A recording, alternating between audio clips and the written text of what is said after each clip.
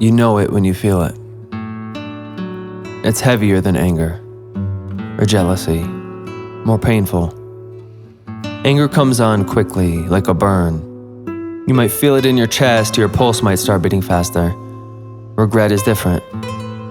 Regret has a weight to it, more consuming, like a virus that tangles itself in your stomach or wraps around your heart and doesn't let it go.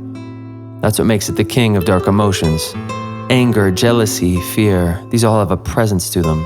Right here, right now. They're more fleeting. Regret is clandestine. It hides in the corners of your heart, between guilt and shame, in the cracks that love can't reach. Waiting for the right moment when it can slither out and remind you, I'm still here. Because regret doesn't fade like the others. The faster you run away, the closer it follows. The shadow you can't get rid of. It can stick around for years or a lifetime. Anger wants action in the present. Regret feeds off the past. Mistakes already made, love lost, time wasted, moments you can't get back. The finality gives it strength, and it will slowly work its way up into your brain to play the same painful moments over and over, like a movie clip stuck on repeat. We try to deny it or rationalize it with sayings like, everything happens for a reason, and maybe that helps, maybe it doesn't. But like every great king, regret also has its blind spots. And as it turns out, many of them. It's common to hear people say, no regrets, right? And I think that this stems from a good place. It's a phrase that we use to self-soothe because we want to feel better about mistakes that we make.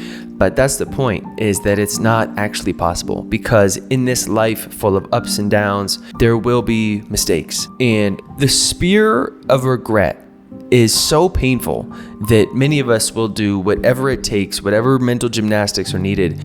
But because it's emotion like anything else, you can deny it for only so long, but eventually you will feel this. This is not something that you can run from. Emotions are something we can bottle up, but they spill out into other parts of your life, whether you want them to or not.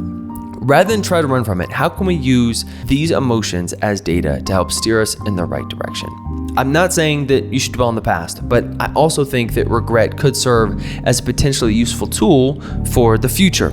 It's because of these painful points in our past that we're able to appreciate the moments of joy that we do feel. These periods of regret that we feel, these really painful moments, are actually anchor points. We're able to compare against these points so that we know what a good day is. We know when we're genuinely happy because we've experienced the lows before. But there is something about looking back that can actually help us look forward to the future and serve to help us steer and hopefully make better decisions in the future. The latest research suggests that regrets can be broken down into 4 main categories: foundation, boldness, moral, and connection. Foundation includes big pillars like career, health, and finances. Not being responsible or taking risks in these categories that greatly influence our lives down the line. 2, boldness, taking the risk across all domains of life. Not moving cities to pursue a potential love or start the business we dreamed about. The 3rd, moral, decisions we rationalize in the moment that lead us off our moral compass, when we made decisions that didn't feel in alignment with who we want to be. And 4th, possibly the most important, connection. People, friends, family. Action gives our lives direction. Other people give our life purpose. We can use regrets as a roadmap, like a photo negative that will show you what parts are missing. Regrets can help us see the parts of life that we should be focusing on. As powerful as they are, nobody wants to live with that heaviness on their heart of regret forever. So what Pink advocates for is a 3-step process so that we can acknowledge them, we can learn from them, we can process them, and then eventually move on. The first piece to Pink's framework is disclosure, is the power of talking about this. What Pink advocates for is to either talk about it with a friend or write it down, talk about it with yourself. This could even be recording into a voice recorder or actually writing it down in a notebook. Writing about it actually gets it out of your brain, out of this kind of nebulous state of your mind, and actually puts it out into real life to help you see it more clearly. So disclosure is the first step. The next piece is self-compassion. And a big piece of this is understanding that you are not unique in this experience. Simply understanding that it's not only you, not you are the only one that are making these mistakes, are super helpful. And in that same self-compassion piece, we are often our own worst critic. And thinking about, how would you talk to a friend about this? How would you talk to a loved one about this? What type of things would you say to console them? Are those the same words, phrases? Is it the same language that you're using when you're talking to yourself about this? The last piece of this that Pink talks about is this idea of creating space, creating distance between you and the regret. One way to create this distance is to future pace, thinking about time. And so it's creating this space and time by doing mental exercises like talking about yourself in the third person from the future.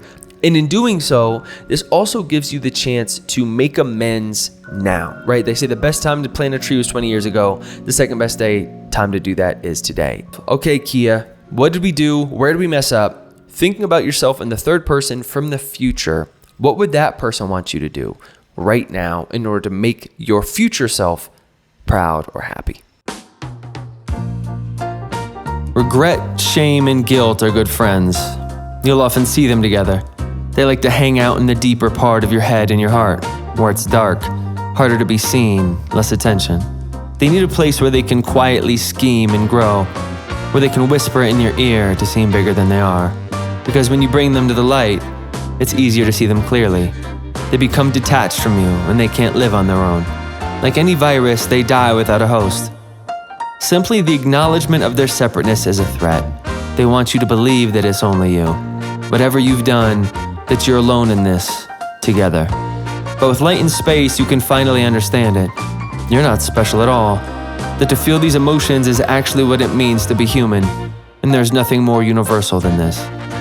Which is why I'm confident that when I describe it, you can see exactly what I mean.